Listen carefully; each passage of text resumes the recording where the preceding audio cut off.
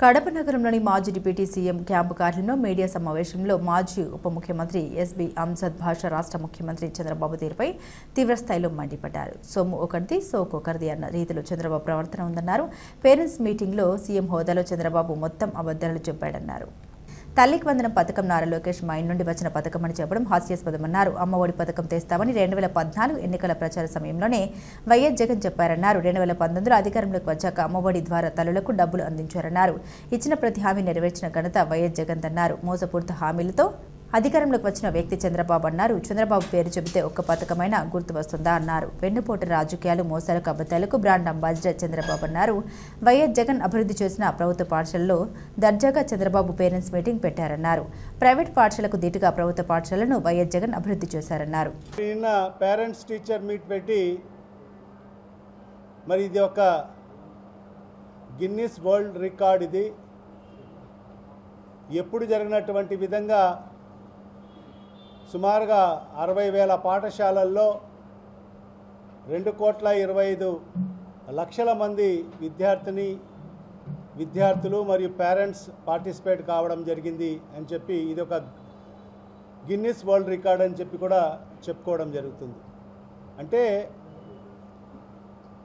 ఈ పేరెంట్స్ మరియు teachers meet నిర్వహించడము కేవలం రికార్డుల కోసమేనా, గిన్నిస్ వరల్డ్ రికార్డ్ కోసమేనా?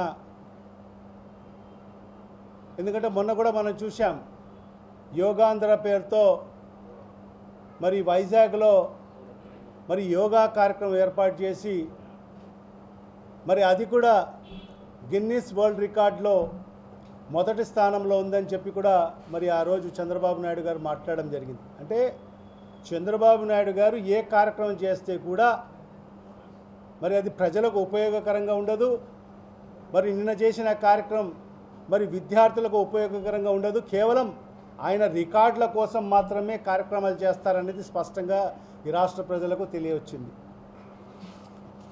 అబద్ధానికి బ్రాండ్ అంబాసిడర్ నేనే అని చెప్పి మరి చంద్రబాబు నాయుడు గారు మరి నిన్నటి పేరెంట్స్ టీచర్ మీటింగ్లో నిరూపించుకోవడం జరిగింది. ఎందుకంటే అబద్ధం అనే పదానికి డిక్షనరీ చూడాల్సిన అవసరం లేదు. అబద్ధం అనే పదానికి డిక్షనరీ చూడాల్సిన అవసరం లేదు. మరి చంద్రబాబు నాయుడుకు చూడగానే మరి అందరికీ కూడా తెలిసిపోతుంది మరి అబద్ధం అంటే ఏంటి అనేది. నిజం చెప్తే ఆయన నోటి ద్వారా నిజం బయటికి వస్తే మరి అప్పటికప్పుడే ఆయన తల 1000 ముక్కలు అవుతుందంట. మరి అలాంటి శాపం ఉంది కాబట్టి చంద్రబాబు నాయుడు అనే వ్యక్తి మరి ఎప్పుడు కూడా నిజం మాట్లాడు. ఆయన మాట్లాడేదల్లా కూడా అన్ని అసత్యాలు, అబద్ధాలు మాత్రమే. మనకు నిన్న పేరెంట్స్ టీచర్ మీట్లో మరి రాష్ట్ర ప్రజలకందరికీ కూడా స్పష్టంగా తెలియవచ్చిన కార్యక్రమం మనం చూసాం. తల్లికి వందనం అనే కార్యక్రమం ఏదైతే పథకం, అది లోకేష్ ఆలోచన నుంచి వచ్చిన పథకం అంట. ఇది నిజంగా ఈ రాష్ట్రంలో ఉండే ప్రజలందరూ కూడా నవ్వుకోవాలా, ఏడ్చాలనేది కూడా తెలియని పరిస్థితి ఉంది.